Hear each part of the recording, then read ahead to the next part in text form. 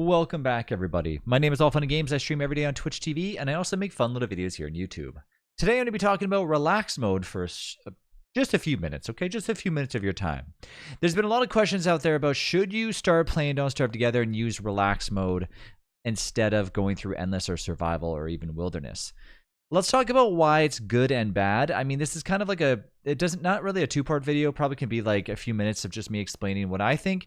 So keep in mind, this is, of course, my personal opinion. Somebody else might come in here and say, well, relax mode is really awesome.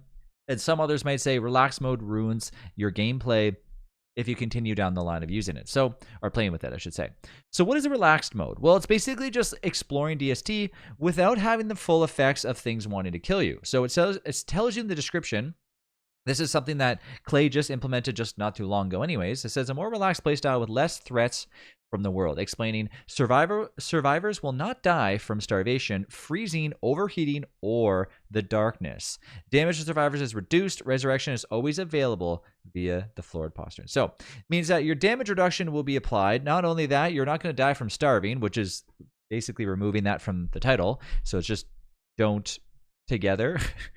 Freezing is not available, and neither is overheating, which are basically the part that's literally how winter and summer try to affect you. And then, of course, the darkness, which is a huge one. So should you play with relaxed mode? Now, the only time I would recommend playing relaxed mode might be if you're trying a new character. The reason why I wouldn't really get too used to it is because anybody that's playing with relaxed mode might find it tough when they go into other players' worlds, because as much as we know, when you go into another player's world, for example, most people have survival and or endless in their world. And if you have, if you're not used to that, it's going to be tough to really kind of get along with that. So you want to make sure that you don't always rely on relax mode. What I would suggest, like I said, is try a new character, play relax mode. If you just got into DST and you're playing by yourself, feel free to try relax mode. It's really just more of like an entry level thing to kind of get started, and then eventually down the road you can load up a endless or survival map and try it from there.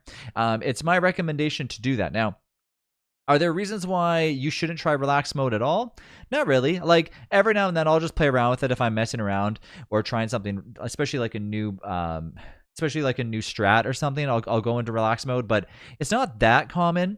But I wouldn't say avoid it altogether, but I also wouldn't say try to rely on it every single day. Now, that being said, you are able to do whatever you want as it's your world, and you're more than welcome to try everything. So feel free to just give it a shot. I just think it's just something that you don't want to put too much pressure on where you're relying on it every single time you play DST, because eventually you're going to get yourself roped into a world that's endless or survival. So yeah, that's my little take on it. If you're playing DST, I would only use it for, like I said, just a new character, learning new things and tactics like that, and then go back into endless or survival to feel the full effect of Don't Starve Together after that. So I think that's what relax mode is meant to be, but of course, like I said, to each their own. So feel free to comment down below on if you play in relax mode and if you enjoy it better than playing endless or survival. Thanks again for watching. I'll see you in the next one.